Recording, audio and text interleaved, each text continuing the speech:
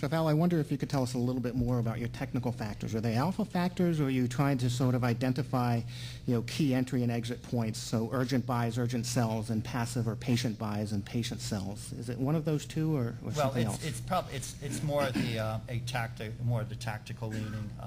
We have the overall, what do we consider a long buy and long sell models, and what we're trying to do is avoid the risk of a blow up. So we've done a bunch of downside risk screens. One of the ones I mentioned earlier is we've kind of in-house developed a earnings surprise model. So we're never going to buy a stock where we have a strong negative earnings surprise signal. Likewise, we're not going to short a stock that has a strong positive surprise signal for the current quarter. And we actually do this calculation every day on the Russell 3000 universe. So it's updated, when we run our optimizations. So that's kind of an example of, but we're using it more as a downside screen and not necessarily why we would be buying a stock for the long term. Great. So there's a couple of things that we're looking at. Of course, as I was mentioning, I think there's a lot of really interesting data that's coming out. Again, in text parsing, I think there's really interesting things that you can do. Let me just mention one academic study that I think is pointing a direction. There's a gentleman out at the University of Michigan by the name of Feng Li. I'll push his work because I think it's really innovative, where he's gone through and just, for example, has developed a complexity of language score.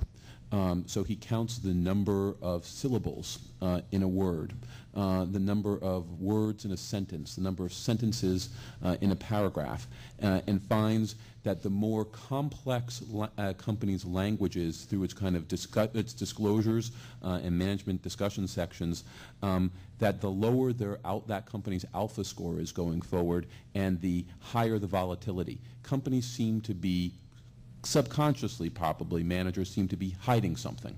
And those are the kind of companies that you could actually make money shorting or avoiding.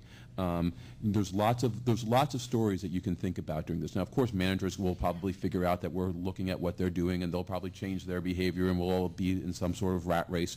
But this is the type of thing where you can, if you're starting to use these data sources that really no one was looking at, and if you're covering the Russell 3000 and trying to do this as a fundamental person, you're going to have a hard time doing this. But quants are probably uniquely, I think, situated to kind of take this kind of work on and do it.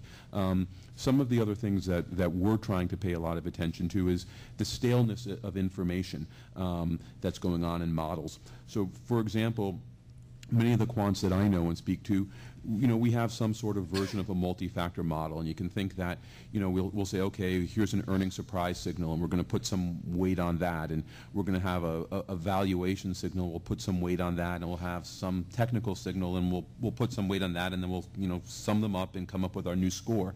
What, I think a fundamental analyst will probably do is they'll probably weight more recent information more heavily.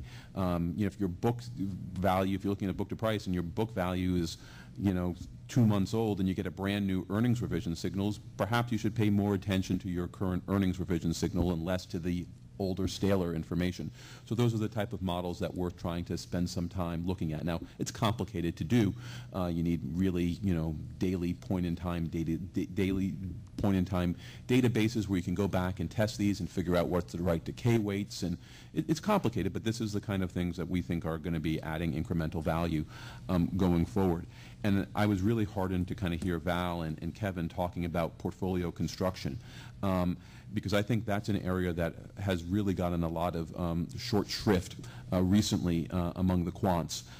Some of our proprietary work has really gone out and looked at just how correlated are the quants by our clients actually gave us the outputs of their models, believe it or not, and we could then go look at, as an honest broker, yes, that's true, that you can go and see how correlated are their actual signals coming out of their model. And we found that they were much less correlated than you think. Where you actually start to see correlation is the way people start to implement their portfolios. And the portfolio construction, if you're using, the percentage share, market share of things like BARA is still today over 60% in the market.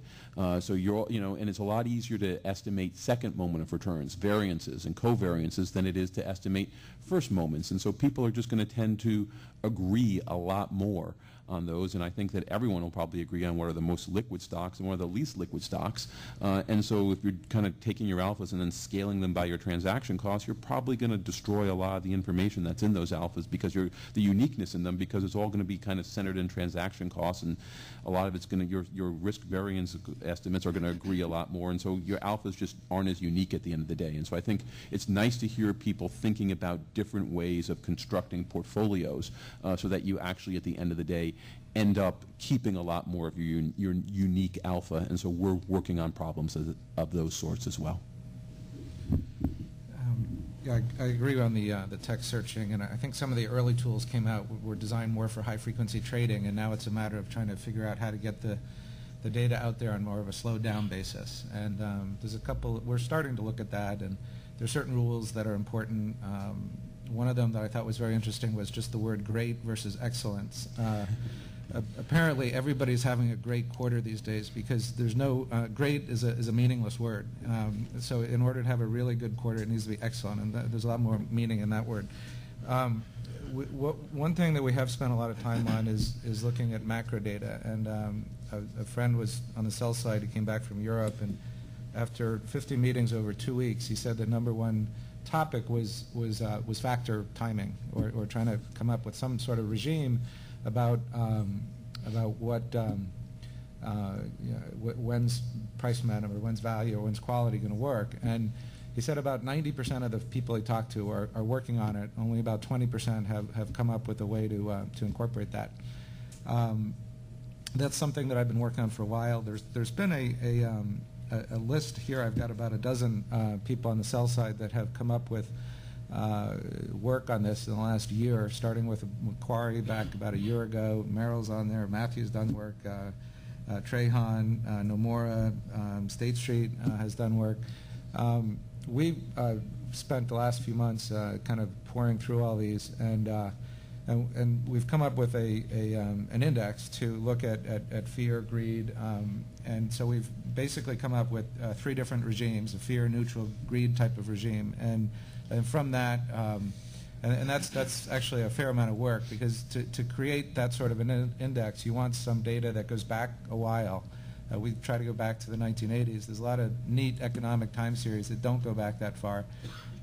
We want something that is relatively stable, and very importantly, and Janet touched on this, is you want it to be intuitive. So you don't, I mean, Macquarie's got some really interesting stuff out there, but there's 13 different factors involved. Each month is a separate regime. They use something called a Manhattan algorithm distance to figure out how far you are to every month that's been prior to that. So I mean, maybe that works for people, and that's fine. But to me, in terms of the intuition test, I don't know if I'm comfortable with that.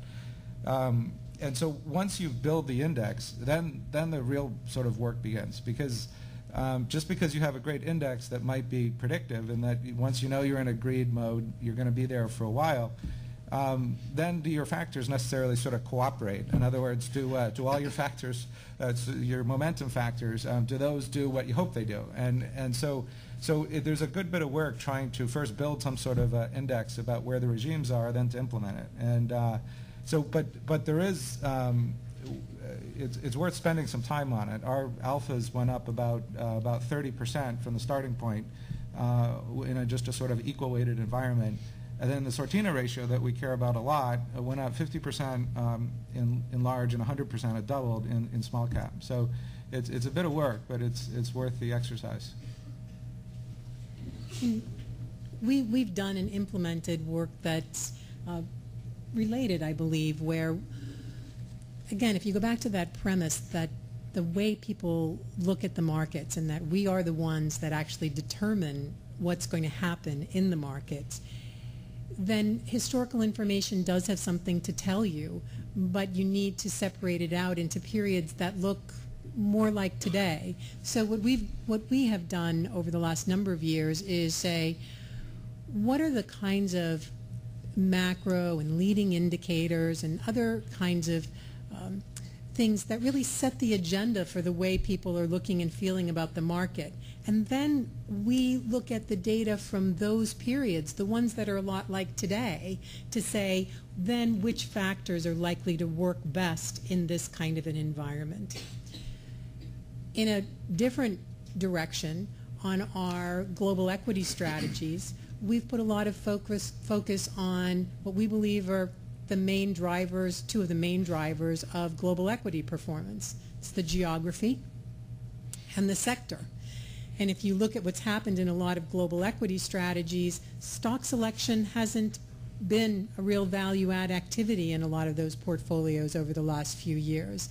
But if you go underlying that, you realize that what's really been driving it is the region or the geography, the country, and the sector that the stock has sat in. So we have strategies that really focus on diversifying in a very positive way around those factors, and that has allowed us to really reduce the exposure that our clients would get to a lot of the bubbles that will build up along either a regional or a sector basis. Whether you go back to the Japan bubble, or you go back to the tech bubble, or you go to the financial industries bubble, if you really think about what are good diversifiers in your strategy, this has smoothed out a lot of that overexposure to buildups in the market.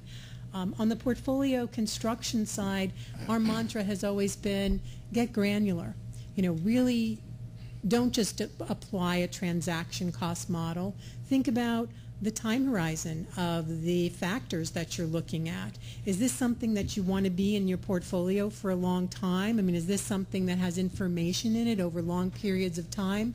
Or is this something that you need to turn over fairly quickly, otherwise the information is gone? Well, spend your transaction costs on those trades that are driven by shorter term signals, and have those core types of trades stay in your portfolio, and that way you can again really distinguish yourself and not get into those not getting your alpha because it can't get over that transaction cost hurdle.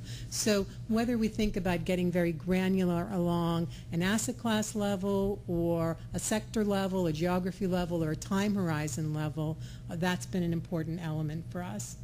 And the last thing that we have done, and I can't say that this is recent research because frankly I started this in 1999, and we have been have brought it into our portfolios and enhanced it and evolved it over the years. I think that fundamental investors are our brethren, and I don't think that there's one way of looking at the market that works in all environments. So we actually tap into signals that we extract from fundamental portfolios, and we put those into our strategy as signals. And that way they can be either very confirming to what a more systematic factor-driven process is giving you, or they can tell you when the market is really viewing things in a very different way. And that's allowed us to be more consistent in the way that we deliver returns over different market cycles.